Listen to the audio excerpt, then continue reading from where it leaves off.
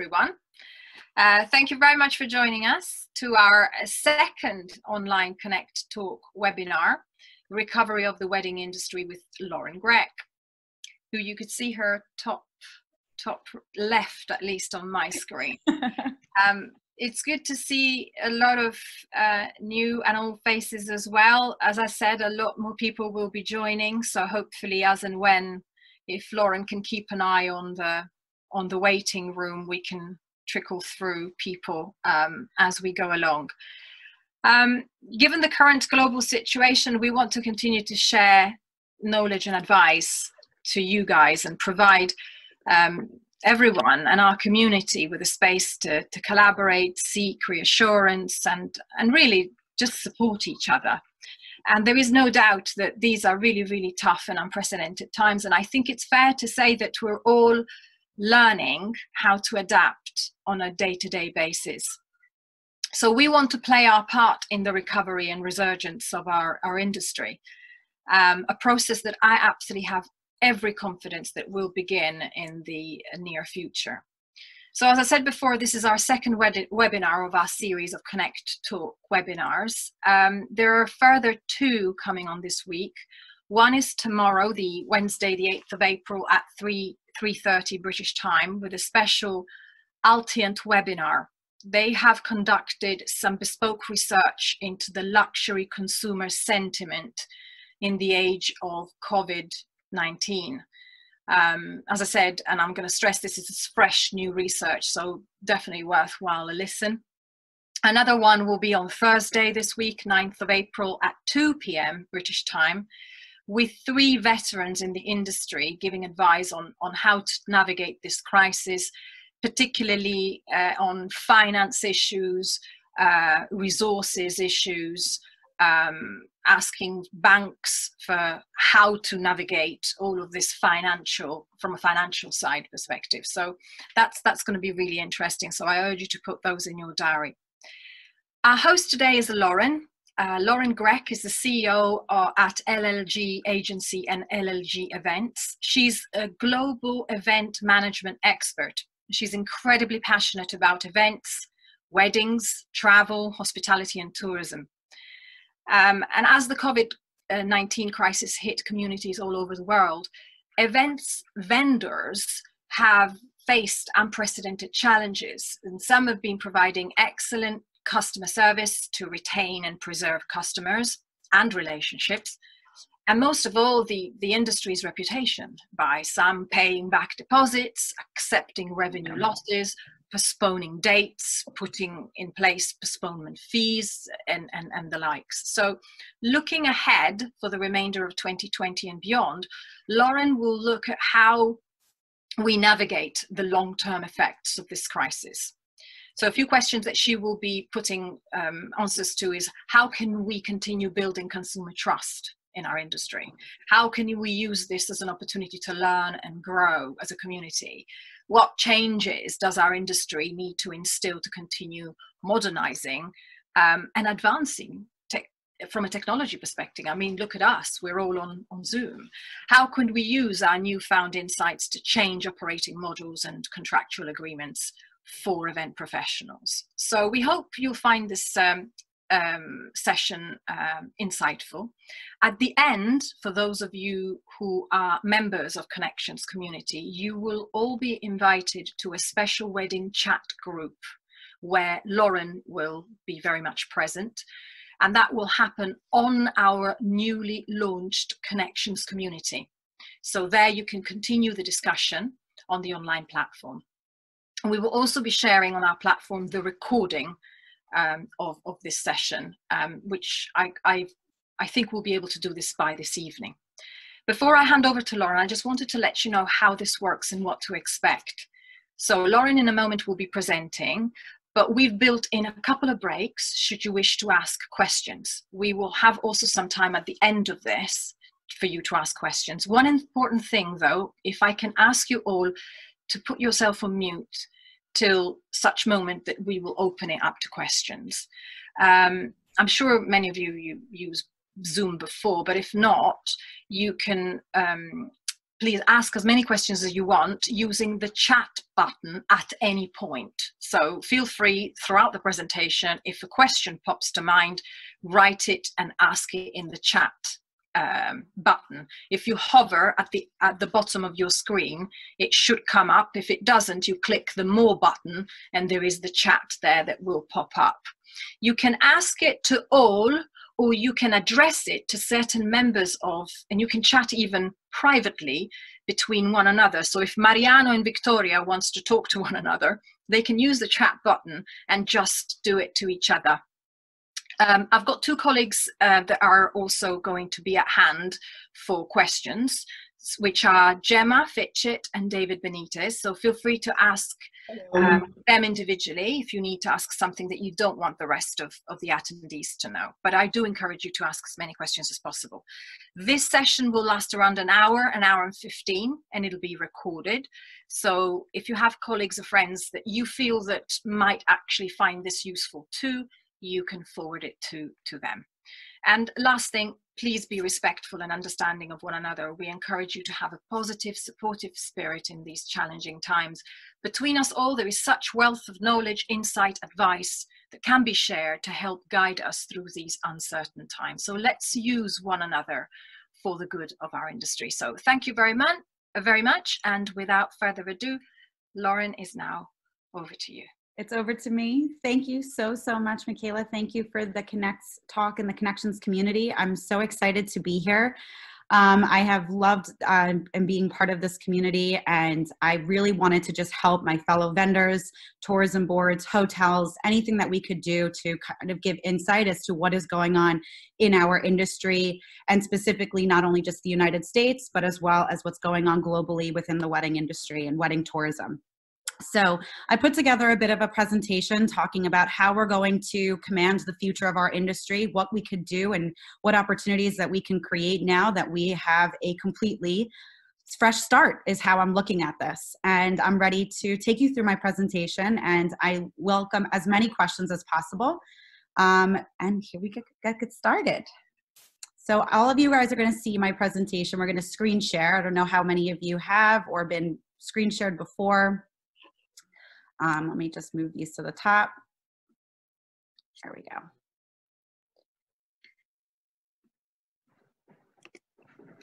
So today we're going to cover the COVID-19 current challenges that are facing the wedding industry. We're going to also discuss sales and pricing, growth, and opportunity within the wedding industry. An introduction to me: I am the CEO and Principal Senior Coordinator at LLG Events. I co-founded this company and started this company with my husband, Paul, about 5 years ago, and I operate exclusively in the luxury wedding sector. I also specialize in luxury destination weddings. Simultaneously, I started an international communications company that specializes in event media, marketing, public relations, content, and branding, which allows us to be able to also see the perspective of not only the vendors and the venue, but as well as what is going on in the media and anything communications-wise within weddings. And I also recently became an NYU adjunct professor, curriculum building the first master's program in the United States for event management. I teach event design and production at the Tisch Center of Hospitality. So I have a lot of insights from various different markets that I would be able to share with you today, coming from the wedding community, coming from comms, as well as the education sector in the US. So first topic we're going to cover is the COVID-19 current challenges. So what has been happening in the industry thus far? So first off, a lot of us have been facing issues with our force majeure. So a lot of industry veterans have not either A, included a force majeure in their contract, B, did not include global pandemic or epidemic in their force majeures.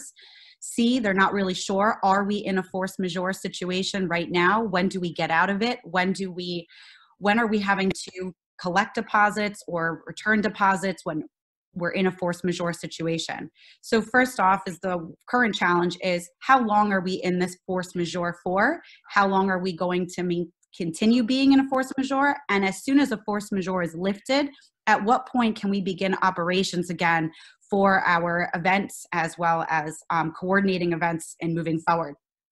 Another current challenge that we've been facing are whether to determine if it's beneficial for our clients to postpone or cancel. So immediately coming out of the corona crisis, everybody was pushed to postpone. We didn't want cancellations. However, how are we going to navigate those challenges moving forward, right? Are we going to include postponements or displacement fees in our contracts? Are we going to update our cancellation clauses or our cancellation policies? So the current challenge we're facing is, what are we going to do now that we've had this newfound insight as to updating our force majeure, updating our postponement clauses, and updating our cancellations, and how are we going to go about that as a community?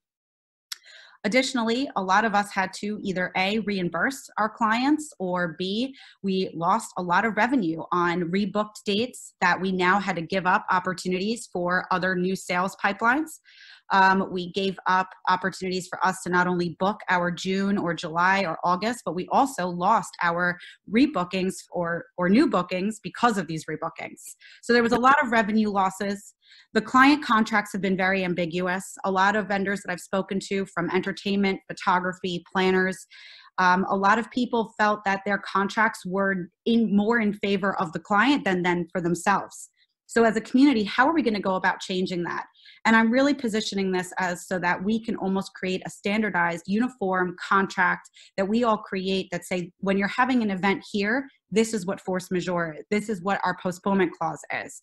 These are what our cancellation policy looks like. And this is what if we do decide to move your date, this is how we go about it. So I've been talking to a lot of planners, venue coordinators, as well as tourism boards, to see how we're going to not only educate the vendors within their communities, but also how are we going to build this foundation so that we don't have the issues that we're facing moving forward.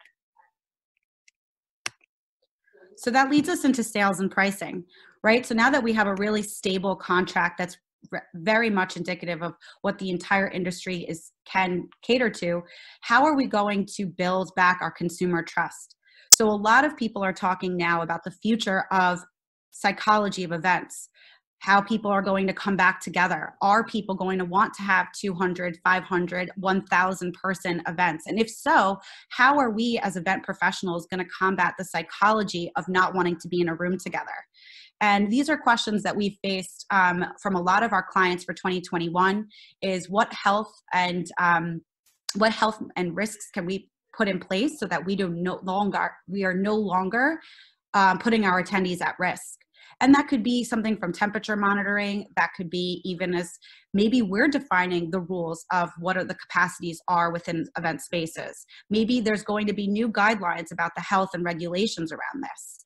However, we need to start creating the conversation towards our consumer of, we understand, we hear you, and we know that this is something that is uncharted territory for all. So when I speak to my future clients and build back the consumer trust, I talk about that the industry is stronger and better than ever, that we have come together, we have spoken on multiple different webinars and different platforms of how we're going to move forward. I talk to my clients and reassure them that the vendors that they're investing in are vendors that are going to be here and are making the necessary changes to ensure the longevity of their business. I reassure the clients that the hotel that they want to put a deposit on, or the venue that they're looking to put a deposit on, is a venue that is taking measures to continuously be cleanliness, wants to make sure that they have their staff. They want to make sure that they're not going to miss out on all the elements that they had seen from all their other friends getting married. So making sales during COVID-19, truthfully, I've been making sales during this time. I actually host a wedding planners webinar for exclusive luxury wedding planners all over the world. And we all have been making sales during COVID-19 because most people still want to have weddings.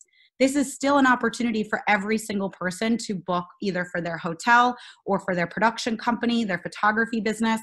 People are looking to get married. And this is probably the best sector to be in at this time, because this is going to be the first sector that is revitalized after the COVID-19 crisis.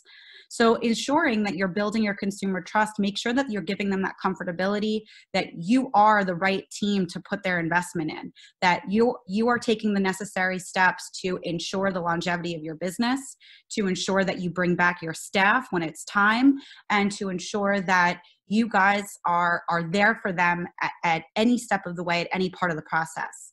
So my unique selling proposition during this time is I am an accredited wedding planner and a wedding professional for the past 5 years. I have gone all over the world and done weddings all over the world. And wherever you choose to have your wedding, we are going to be there for you and make sure that we find the right team of vendors to make sure that your wedding goes without any issues.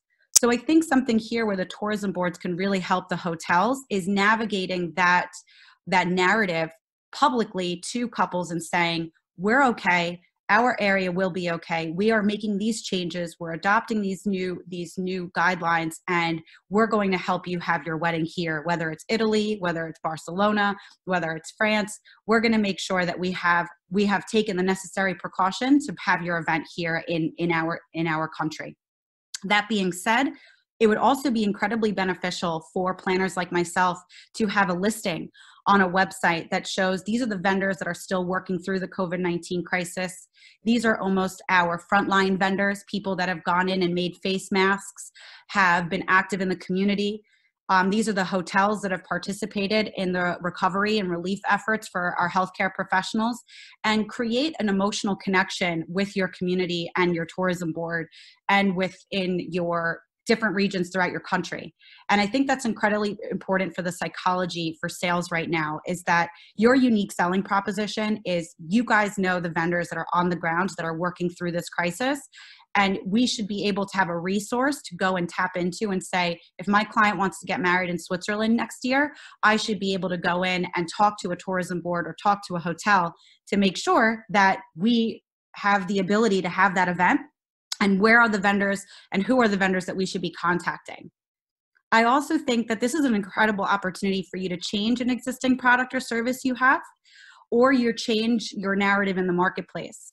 So for example, I know a lot of planners that were really focused on destination weddings. However, now they've become a little bit more nationalistic, right? They maybe said, maybe let me take everybody and stay within Spain, or let me take my clients and stay within the United States. And maybe now this is an opportunity for us to be national wedding planners rather than international. Maybe that might help the psychology for the consumer a little bit better than it would be if we're flying right away overseas. So there's just a lot of different ways that you can build back your consumer trust. You can still make sales during COVID-19 and always think for the future. Even for 2021, clients are ready to book right now. They just don't know where they should be booking. They don't know who to trust. And so a planner is incredible for them, as an incredible resource for them to be able to say who to trust.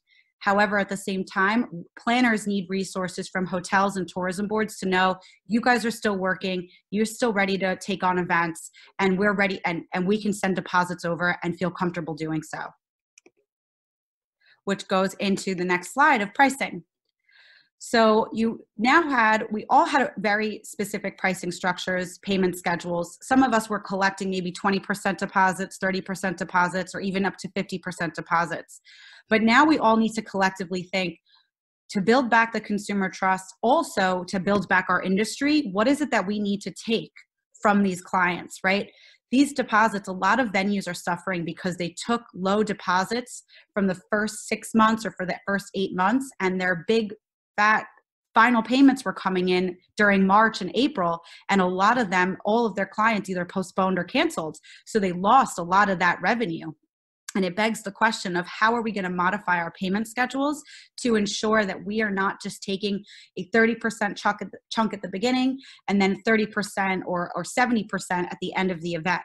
So I've been talking to a lot of vendors, and something that we've been talking through is having maybe 50% upfront and then installments on a monthly basis up until the day of the event. And you should be paid in full either 1 month or 6 weeks prior to the actual event date. So I think that allowed for that conversation is allowing us to take control, right?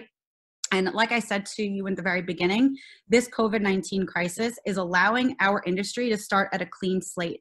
So if we could start at a clean slate and we could start together, what pricing structure would we put in place? How would we collect payments? People that were collecting payments through credit cards lost a lot of money because people were just canceling those payments. And therefore, maybe we really have to enact just a wire transfer, a check, and maybe only accept credit cards on the final payment or on a smaller chunk of a month-to-month payment.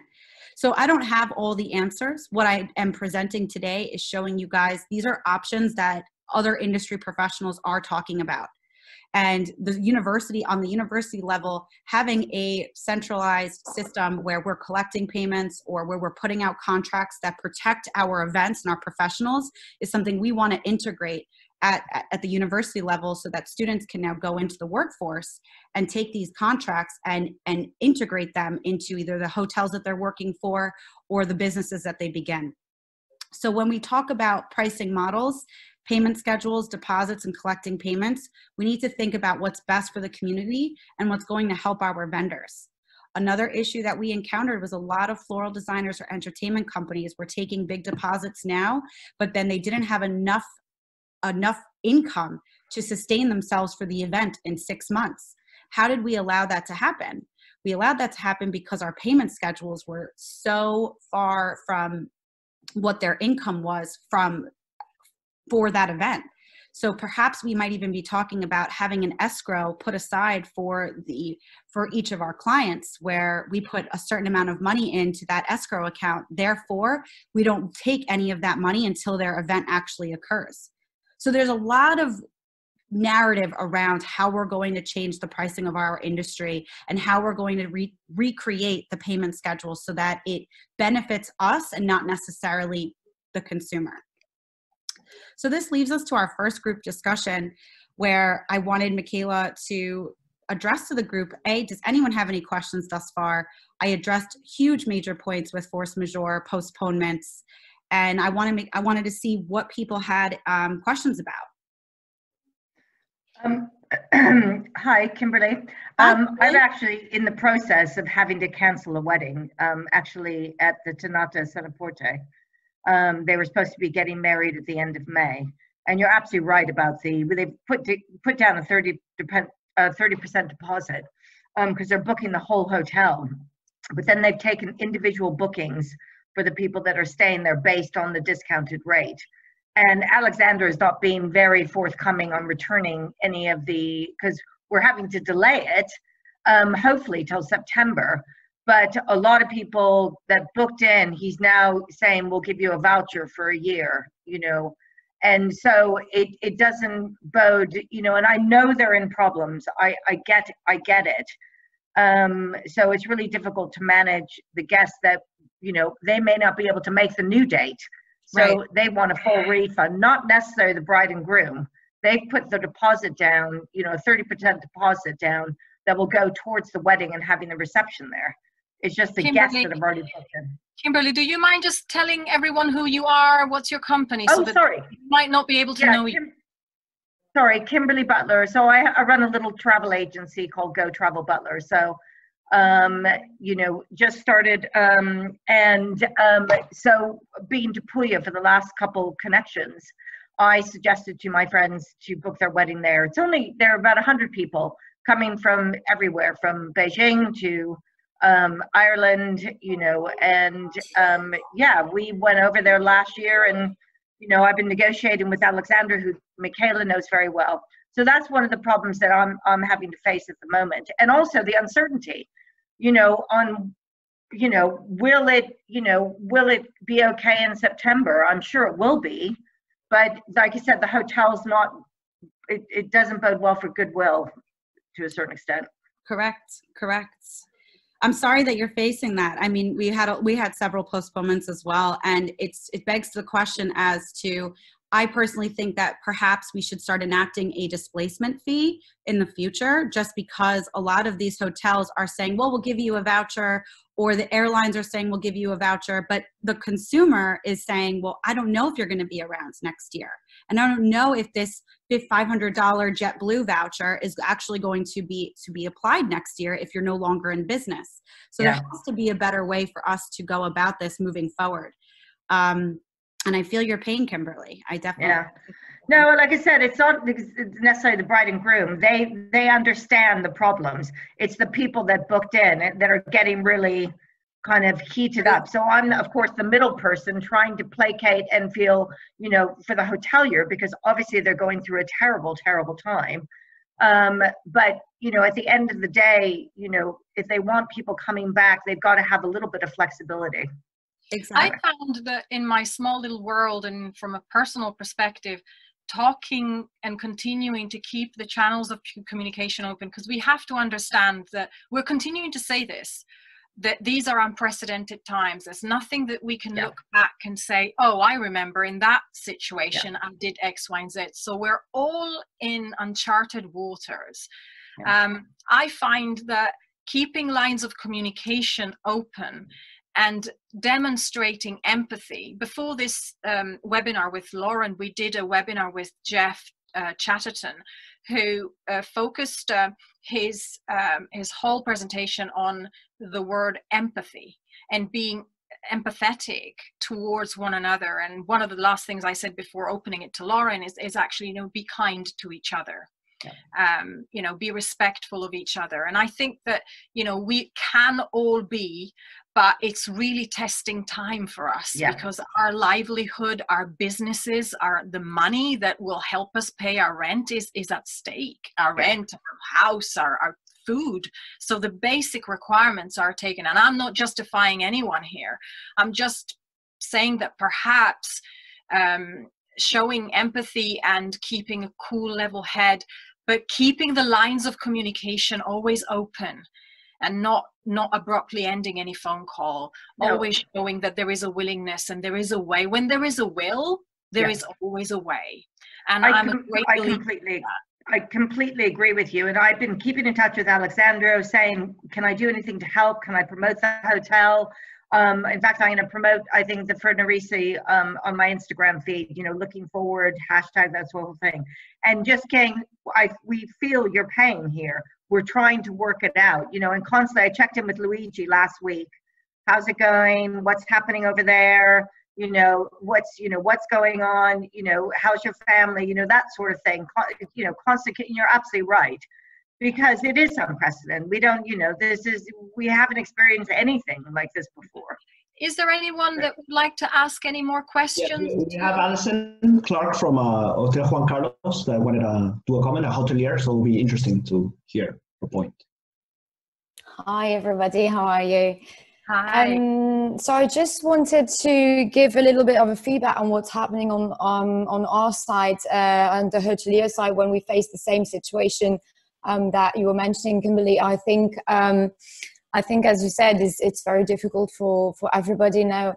What we've been doing on our side, for instance, is, of course, offering flexibility. Now, if we consider reservations to be non-refundable reservations, in my point of view, offering a voucher and a credit for the guest to come back is already showing flexibility. And I think that we're all a little bit in the same situation, but if we just, you know, cancel everything and just repay the money to everybody, we're going to face another situation, which is that at some point hotels are not going to be able to reopen because they just won't have the possibility to do it, I mean, financially speaking. So I think that the credit, as far as I'm concerned, believe is a very good win-win situation because nobody is really losing anything. Like, the money's still here, is waiting for you. It gives you the possibility to go back.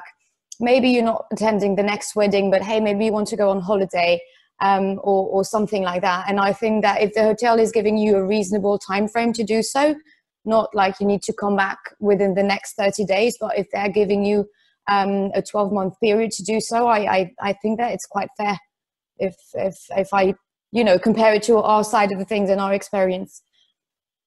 Thank you. Thank you very much. Sure. Anyone else? How are we with time? Can I ask a question, or do you want to go on to the second? We're good. It's 9:30, so we're good on time. Yeah. Okay. So shall I ask a question?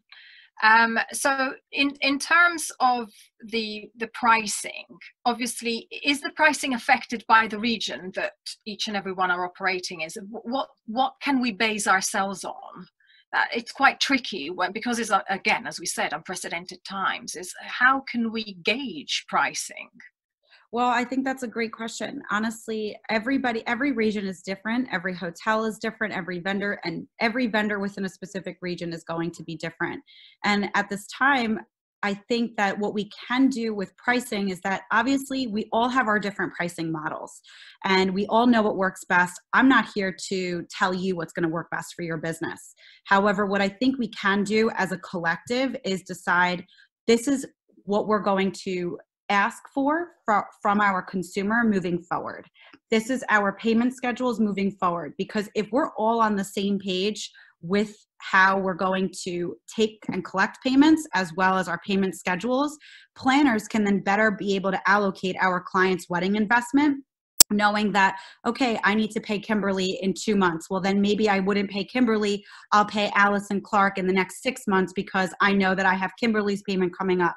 But because we're not able to manipulate that, because most people have such vastly different payment schedules based on the region that they're in, I would say that the best thing that we could do is coordinate this together so that the consumer isn't felt with, I have all these payments in 1 month that I now have to give to every single vendor. And to the point where, Kimberly, like you said, most people aren't even going to pay at this point because they're just going to postpone. And now all these vendors are out of money because they didn't collect, they only collected their deposit and they never were able to collect their final payment. So I think if we have a better payment system and a better payment schedule, regardless of what your payment standard is and what you're actually taking, I think that would be best for our industry to moving forward. Does anyone have any comments on that? No, I think that's really, I think that really helps. But if I may ask you a second, is there anyone that would like to ask any more questions? Otherwise, I'm going to ask one more. Sure. So should we be offering discounts and incentives right now, or when is the optimal time to do that? And if we do go out with some incentives and discounts right now, are we deemed to be insensitive? This is such a difficult question, and it's a great question, Michaela, because truthfully, we all want to give some sort of incentive to get our consumer back. Everyone is going to want to maybe drop a little bit of maybe a 10% or even 5%, or want to throw in a complimentary hotel room or complimentary spa treatment, something that's going to entice the consumer to book now. I would say that if you have somebody that's on the hook, that's in your sales pipeline, that's really ready to book, but they're very, very concerned about the COVID-19 crisis, the best thing I would say, the incentive I would offer is say, I would do maybe one postponement or one postponement if this COVID-19 happens again. This is what everybody's concerned about, is that it's going to flare up again in 1 year and then I'm going to need to postpone again. So an incentive that some people were offering is like, I will just postpone your date, rebook all of your vendors, the same people that you had before. I'm not changing anything. I'm only changing the date. And then we will pick up planning 1 month prior to the new date. And that could be something that offers comfortability to the client and saying, okay, I could at least have one postponement within my contract agreed upon. Or that could, to me, that's an incentive, because typically now people are going to start charging displacement or postponement fees. That could be one incentive that a planner could do. Another incentive is, yes, we can definitely offer a 5% or 10% off a package price if they're booking now and if they're willing to give 50% deposit now. I've seen vendors giving discounts. I don't think it's insensitive. However, I think that it's a very tricky game that we're going to play, because if we start reducing costs and we start reducing pricing, then any pandemic or anything happening globally, people are going to say, well, what can I get out of this because, this happened. And that is a slippery slope. So I would suggest that if anybody is willing to give any sort of incentive or a discount, it should be a client that either A, you really need to have, they're right in the sales pipeline and you just need something really quick to convert them because you need income, or B, do a very modest incentive, something that you could get away with, just because you're not going to want to give I don't want to reduce my costs, because then that's going to hurt the overall industry and it's going to hurt the economy of our event industry.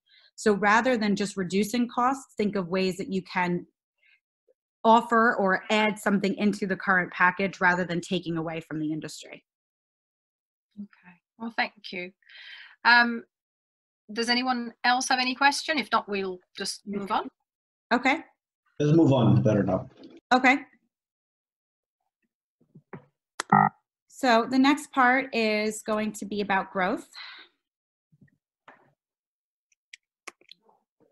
So how are we going to come back from this, right? How are we going to identify the right time to bring back our employees? What tech tools could we be using for event professionals right now to either learn or to make us more remote? I mean, we really threw ourselves into a remote environment, and I think we bounced very quickly. I mean, look at us. We're on a webinar right now using Zoom 2-3 weeks after the crisis. And so this Zoom was a tech tool that event professionals were not necessarily using. And now we have this incredible connectivity from anywhere and anywhere in the world, from anyone in the world. And you have an ability to expand your marketplace now. I have an ability that if I didn't work with the United Kingdom, or if I didn't work within France or Italy before, I have an opportunity as a planner to go in there and start connecting and making new relationships and setting up a Zoom call, growing and networking with new vendors. Even just being part of communities like Connections is huge, because it allows you to reinvent yourself. It allows you to find new people, find new ways of developing revenue streams, and as well as not only expanding your marketplace, but it allows us to maintain the connection throughout the rest of the year. We shouldn't just drop off these Zoom calls once we, go back to normal. Additionally, when is the right time to bring back your employees? Something that I was even, I had to lay off some of my team, and that was a very difficult decision to make. And now I'm in the position where, when should I bring back my 1099 contractors, or when should I bring back my full-time employees? Should I be bringing them back in a month to anticipate the revival of the event industry? Or do I bring them back in 3 months after, I know that maybe it's not going to be a surge in events right now, but I know that in 3 months it will be, or by September or even October it will be. So I'm viewing this time as a period of growth, a period for me to reinvent myself, reinvent how I'm going to grow in my market, reinvent how I'm growing nationally as well as internationally, as well as growing in my tech tools.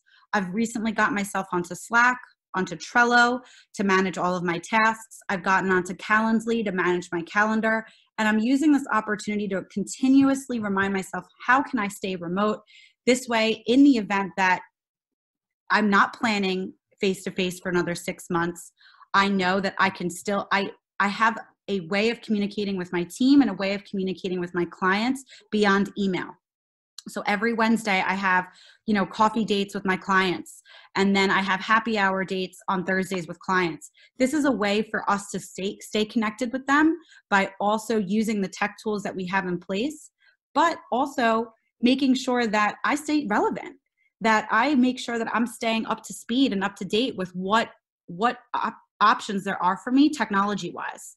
So things that you can be doing right now are implementing organizational tools, implementing content calendars for your social media, expanding your marketplace. See what webinars are happening in Dallas, in Chicago, in LA. See how you can communicate with vendors in those areas. See what their issues are. If you're a hotel that wants to expand in the American market, go out there and see where American wedding vendors are talking. If you're a tourism board that wants to learn how to attract Americans, or wants to learn how to attract, Western or Eastern Europeans, go into those webinars. Everybody's having these Zooms right now. And so if you want to learn about what the vendor pool is doing, or you want to make new connections within those vendor pools, the best way to do it is through webinars right now. So expand your marketplace, take the opportunity to grow, learn about the people you want to connect with, learn about the markets you want to connect with, and do it. And now you can reinvent your growth strategy. A lot of us were really focusing on what we could do nationally, what we're doing internally with the current vendors that we know. That is great, and still maintain it. But what could you do to expand people that might have a greater network so that you would be able to get in business quicker? So opportunity. This is really where I see a lot of opportunity in the events industry right now. If you don't have a brand identity in weddings, create it. If you already have one, recreate it. I consider branding and marketing one of the most important things that you could do for events right now, especially in the social sector. Create a brand that's recognizable, relatable, and relevant. You can redefine or define your audience. I've always said that I'm a luxury wedding planner. However, this could be a time that I create a new package that caters to the masses, that caters more to the $50,000 to $75,000 or $100,000 wedding client, as opposed to the clients that I typically get are spending over $500,000. So you can redefine your audience and you can redefine your packages right now to cater to multiple tiers of people. This way you can expand, and maybe luxury doesn't come back right away. Maybe it's maybe the masses are going to come back first. Maybe you don't want to be in corporate. Maybe you're moving to the social sector. How do you begin creating a brand or a brand opportunity to get into the luxury wedding market? So this is your opportunity to go through your content, your photos, utilize your social platforms, utilize the vendors you have. If you're a hotel, this is a time that you should be going back to all those vendors and saying, hey, do you remember so-and-so's event? Can I get those photos or that media and that collateral from that person's event? And now you can start seeing all the brand collateral you have across all the different events you've done. And now you can begin bridging and creating your brand identity in the wedding sector. Again, this is a perfect time for you to recreate your social media strategy, recreate your content strategy. I have gotten myself onto Later. It's a scheduling platform for social media. I have gotten myself onto UM, which is a way for you to look at your 9 grid or 12 grid on Instagram and really curate the way that this looks. Or if you don't have an Instagram or a company LinkedIn page or optimized SEO on your website, this is your opportunity to do those things. This is your opportunity to say, you know what, I have been catering to the Italian travel market for the past 20 years. However, now I really want to broaden myself. I want to start talking about other destinations that I can now operate within. This is a great opportunity for you to create the brand, get the collateral needed in order to start selling that part of your business, and make sure that you're making yourself recognizable and relatable and relevant to the industry that you're calling in. And so I view the next couple of months or the next couple of weeks, however long we're all still in quarantine, to revitalize your brand.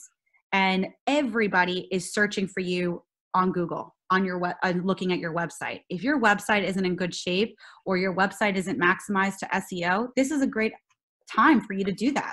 People aren't searching necessarily on Instagram right now. People are searching on the web. People are looking for the top destinations to get married in.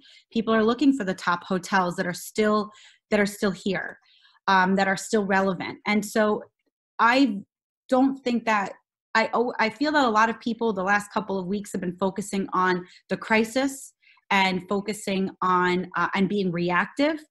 And I want us to all take a step back after this webinar and say, how can I be proactive?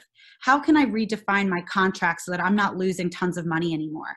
How do I redefine my payment schedule so that I can make sure that I collect throughout the year and I measure the way I'm collecting money across my entire year? And how can I create this opportunity that if you have been catering to one specific market for the past couple of years, maybe this is an opportunity for you to say, let me get into a new market. Let me get into the American market or the Arabian market. There are so many areas that you can really expand into now, and this is the perfect opportunity to do so. So this goes back into our next group discussion, and I wanted to see if anyone has additional questions based on what we just shared. Anyone wants to? I think you're absolutely right about the social media platforms. I've been trying to kind of every day pick a different hotel, a different destination, because I've got so many images, because I work for a newspaper as well. So I've got PR sending me images of everything. So every day I'm doing kind of a daily post of, hashtag looking forward, let us dream, that sort of thing. That's fantastic. Sorry?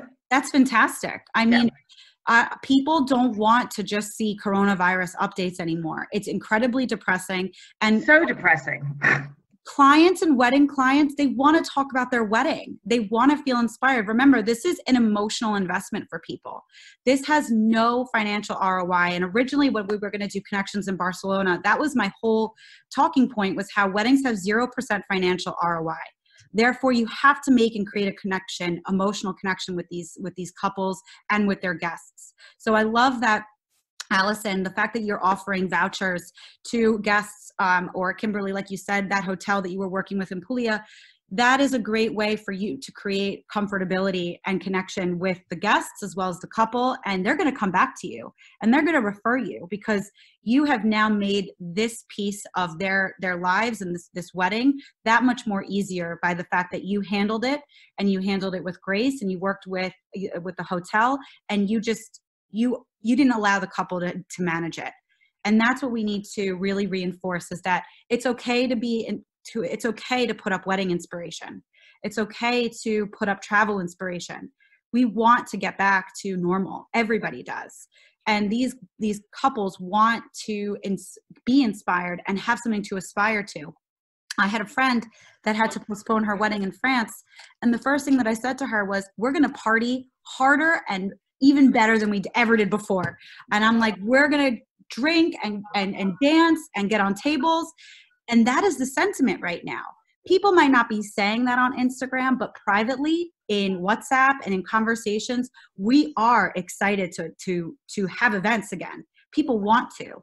It's now, as event professionals, what is the best way for us to go about it to maintain our customer, maintain trust, as well as how can we also help our industry grow from this? Because we all were hurt. We were badly, badly hurt financially, emotionally, with having to fire and furlough all of our employees. So now my whole presentation was about thinking ahead, thinking forward. How do we get out of this as the wedding industry? And what do we do to maintain our industry, again, moving forward?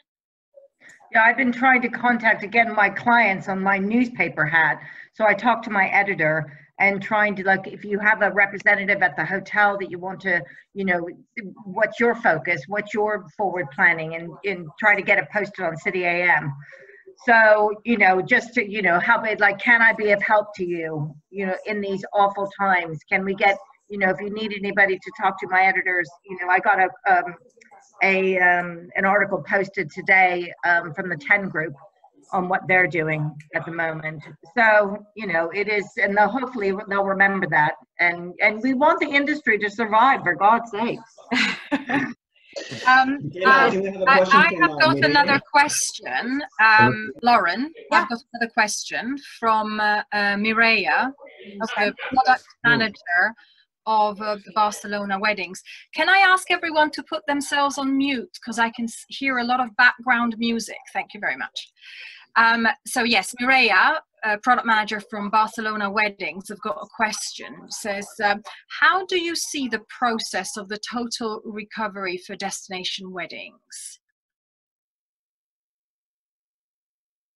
Sorry, I'm mute. How do I see the process? Repeat that one more time.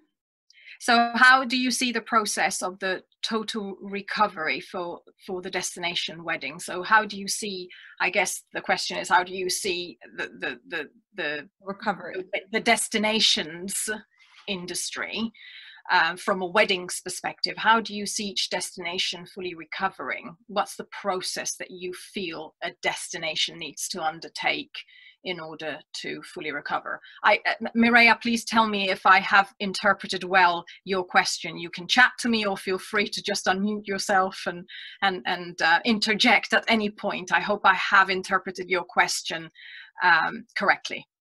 Well, this is a very interesting question, because I was actually talking to one of my colleagues, Maya, who I invited on this call, and we were talking, she's here, I could see her. We were talking yesterday about what can tourism boards do in order for them to create comfort during this time. And I would say that the first thing, Mireia, to really answer your question is, you really need to reinforce to your client or to the destination consumer what your country's response to COVID-19 was.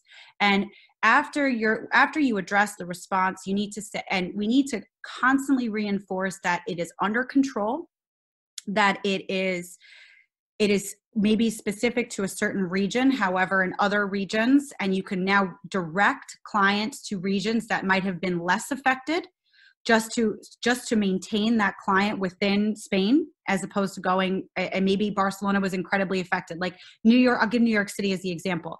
New York City was incredibly affected.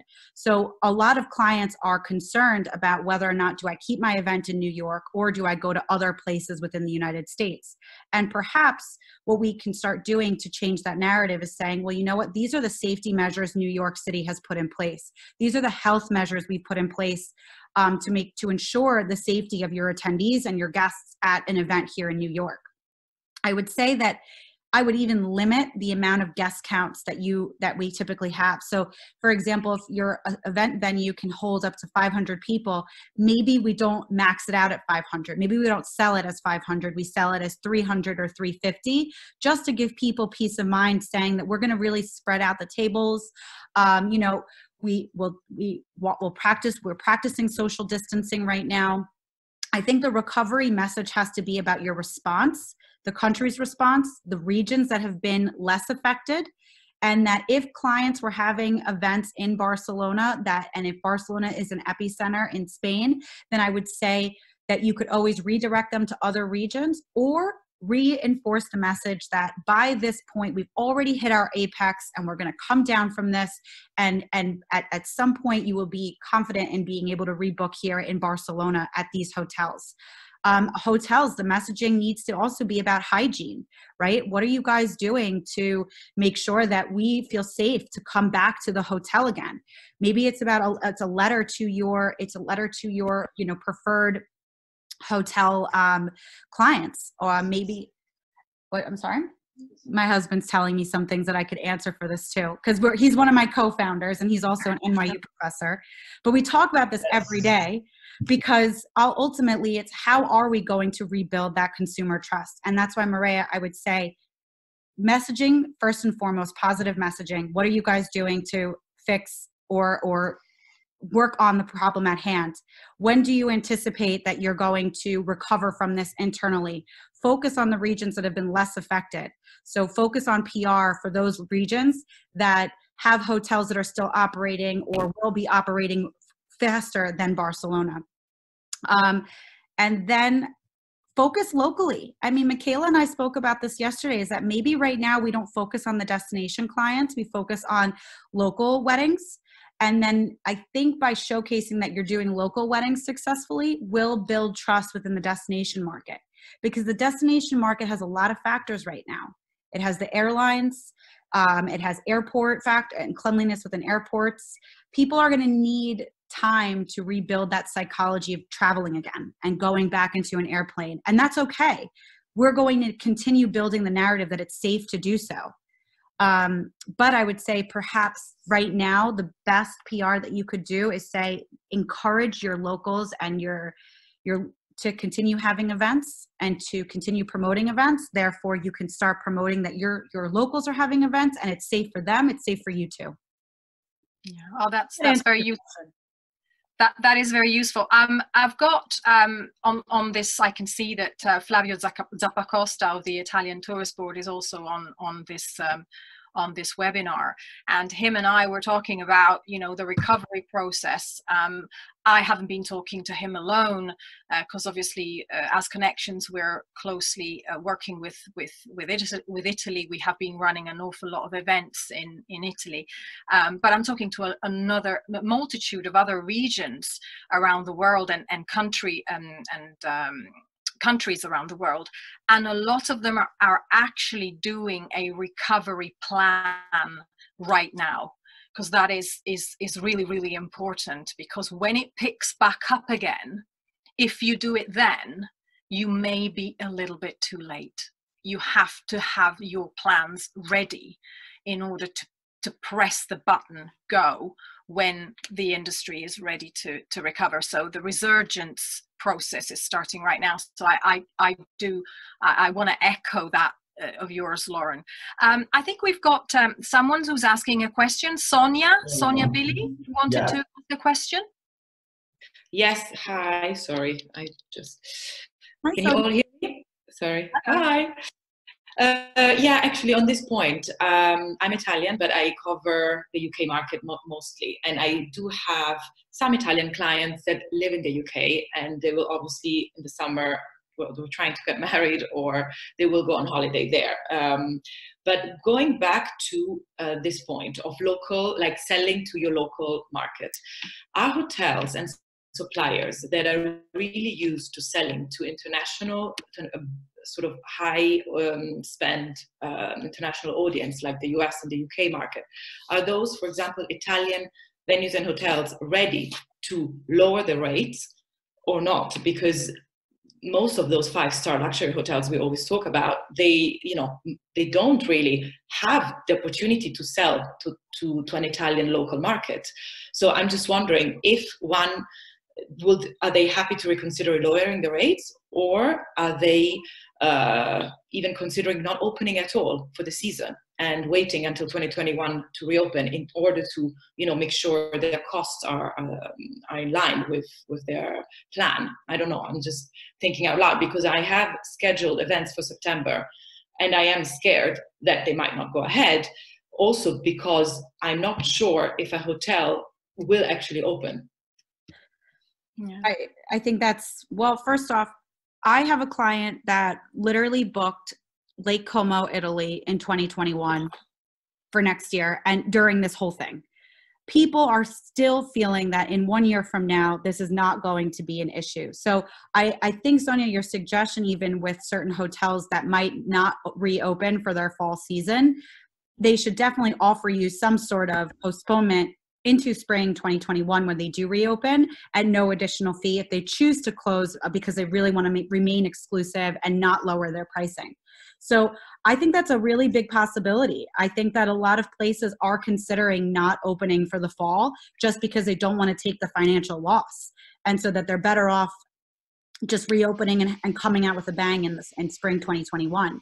And I think even to Maria's point and to your point, Sonia, that people are going to continue booking weddings internationally. The American market is looking for a deal right now. My client that booked in Lake Como booked Villa Balbiano, and everyone knows that villa. It's absolutely incredible. And right now, they were willing to be flexible a little bit on some of the incentives that they offer. So I think that it's not that hotels might be reducing their costs. I think that hotels really could incentivize their clients or planners to bring their clients to their hotel. Even as such, like I'm working with a hotel that is willing to accommodate me and my team for up to 5 nights for us to be able to bring one of our American clients there. And so that is a great incentive, even as a planner, to say, okay, you know what? This is a cost that my client would typically have to incur. And if this is a cost now that I don't need to incur, nor does the client, that's something incredibly beneficial for the hotel that's offering that incentive. Yeah. Anyone else would like to ask any more questions about growth and opportunities? Otherwise, I'll have another question, Lauren. When should we be pushing the first? Is it domestic or international? Which is the $1 million question. But what product is better for my audience, and in light of this situation? It's interesting that Sonia brought up that point that a lot of local vendors may not be able to sustain themselves off the local market. And I think that is a really strong position that we need to understand, that regardless of what we may want to start with, we also need to support our suppliers and our vendors. So I would say that if you can focus on the local market, do so now, because it's a market that is spending and that they do want to host their wedding. However, for the international clients, I would say that offer some sort of incentive, like what we just spoke about. I'm still pursuing international, so I can't say just work on domestic. I am pursuing international business because clients, I think, are still going to want to get married internationally. And from what I'm getting, I just booked 2 destination clients for 2021. And that's huge in the middle of the COVID-19 crisis. So I wouldn't discount it that you wouldn't book international business right now. I would say that if you're still looking to promote an international audience, maintain that on social media, maintain that messaging. However, perhaps locally contact your local vendors and see what business opportunities they have at this time. So maybe we have a bilateral approach this year. Perhaps maybe we were all working on just the domestic or just the international markets, but perhaps this year and moving forward for our growth, we should be focusing on both and see how you can focus on both just to diversify and expand your network. I mean, this is very interesting. I have had various different conversations with both people that are travel agents, hoteliers, but also destinations, and there is a very different approach to each and every one. Some destinations decide to primarily focus on local and then on the major incoming markets, but so do some private companies I spoke with in Peru who said, well, actually the best thing for me now is to look at local immediately and then slowly opening international. It really depends on what is your business and where you operate and how you feel. No one knows better your business than yourself, but it's always good to reach out. I've got Maya here, Maya Jain, who would like to ask a question. She writes, reach out to international clients and use local suppliers and vendors rather than flying in international vendors like DJs or florists. So yeah, I guess this is more Yeah, it was more a comment in terms of you know, sort of if you're going to focus to what Lauren was saying, maybe you want to reach out to your international clients, but then think about sort of what your local opportunities are to support the local economy. Yeah. It is very it's very subjective, but all very well. And I think David wanted to ask a question. David, was it you? You wanted to ask if they would consider lowering rates this summer to target a more local... This was the question that Sonia was talking about, and she wanted to ask if any Italian suppliers were on hand. But we'll ask this question probably to Enid himself, and we'll send you an answer to that. Yeah. Great. Perfect. Okay. Do you want to? Is there any other questions? Does anyone have any other pressing questions that you would like to put to Lauren? If you have any questions about your wedding clients, your couples, if you're in the middle of a sale, or if you want to send out a proposal, if you're modifying your contracts, you guys, I'll send you my email. It's right there, lauren@logevents.com. If you want to just connect with me because you are looking for luxury wedding clients and you have a great property that I'm not aware of, I would love to speak with you. I'd love to know what you guys are doing in your recovery and relief efforts, you know, for that hotel. And if you're a new vendor, please, I would love to, you know, email me any questions. I'd love to help you in any capacity. That's very good. Well, thank you very much, Lauren, for your invaluable insight. Now, I've personally found it very, very insightful, and I'm sure many people would have found the same. So thank you, everyone, for being here and for listening and for contributing. But I wanted to say that, as promised, we will be sharing the recording out to all of you as soon as possible. Hopefully this evening you will all get it. But just after this, and for those of you who are members of the Connections online, of the Connections, we have a community that we've newly launched, and you'll all be invited to a special wedding chat group on this community to continue this discussion on this online, on your online platform. So it has to be said that now more than ever our industry must stay connected. So I'm very, very excited, myself and the team, that we've launched this brand new digital product for our members of our community last week. The platform will allow you to see all our Connections leaders, who they are, where they are, what do they do, and the opportunity to chat to them, chat to each other, discover all the exclusive benefits that they're putting out there, learn more through our online educational programs, as this is one of the many webinars that we're offering. So for all of those Connections members that are with us today, you should have all received a personal link, but you will also be invited to this specific wedding chat group to continue this discussion.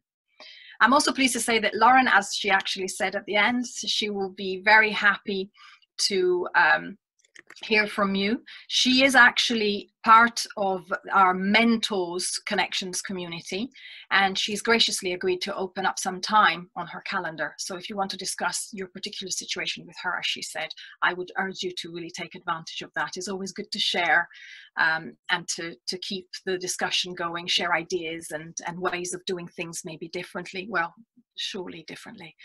Our webinar series continues with a further 2 this week. One tomorrow, which is the 8th of April at 3:30 British time, with the Altiant fresh new research that's been conducted on luxury consumer sentiments in the age of COVID.